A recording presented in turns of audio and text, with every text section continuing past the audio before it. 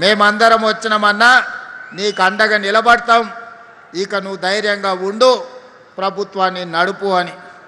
అందుకే మిత్రులారా, ఇవాళ మీ సమక్షంలో ఒక్క విషయం నేను మీతో పంచుకోదలుచుకున్నా. ఈనాడు దేశంలో 140 కోట్ల జనాభా, 29 రాష్ట్రాలు, కేంద్ర పాలిత ప్రాంతాలు ఉన్న ఈ దేశంలో 6 పెద్ద నగరాలు ఉన్నాయి. ఢిల్లీ, ముంబై, బెంగళూరు, కలకత్తా, చెన్నై, హైదరాబాద్. ఈ 4 మహానగరాలే భారతదేశం యొక్క ఆర్థిక వ్యవస్థను ఈరోజు నడిపిస్తున్నాయి.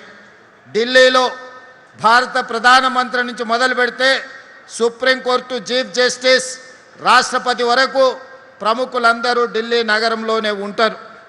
కానీ ఈనాడు ఢిల్లీ నగర పరిస్థితి ఏందో మీరు ఒక్కసారి ఆలోచన చేయండి. ఢిల్లీ నగరంలో జరుగుతున్న అభివృద్ధిని, ఆ ప్రాంత వాతావరణ కాలుష్యాన్ని నియంత్రించకపోవడం వల్ల ఈనాడు పాఠశాలలు బంద్, ప్రభుత్వ కార్యాలయాలు బంద్, పార్లమెంటు బంద్, ప్రధానమంత్రి ఆఫీసు కూడా ఈరోజు బంద్ పెట్టి కాలుష్యాన్ని ఎదుర్కోలేక ఈరోజు ఢిల్లీనే పడావు పెట్టే పరిస్థితి ప్రధానమంత్రి నివసిస్తున్న ఢిల్లీకి ఈరోజు దాపురించింది. అదేవిధంగా ముంబై నగరం ప్రపంచ దేశాల ఆర్థిక వ్యవస్థను ఈనాడు ముంబై నగరం శాసిస్తుంది.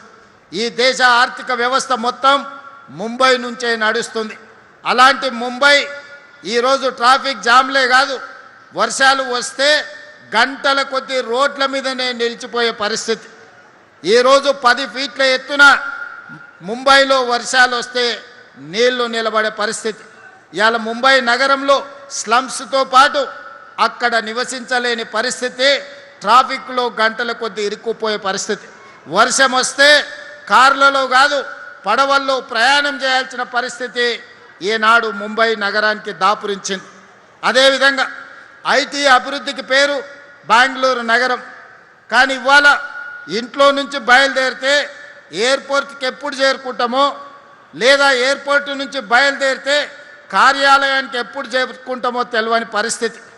ఇవాళ బెంగళూరులో ఉన్న ట్రాఫిక్ సమస్య వల్ల పెద్ద పెద్ద కంపెనీలు ఈనాడు అక్కడి నుంచి తరలి వచ్చి హైదరాబాదు నగరంలో ఈరోజు ప్రారంభించుకుంటున్నారు.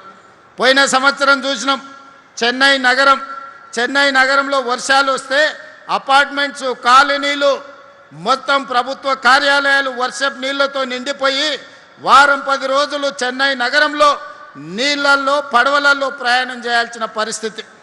కలకత్తా గురించి నేను చెప్పాల్సిన పరిస్థితి లేదు. ప్రాణాలతో బయటికి పోతే తిరిగి వస్తారా లేదా అన్నంత పరిస్థితి, శాంతి భద్రతల పరిస్థితి కలకత్తా నగరంలో ఉంది.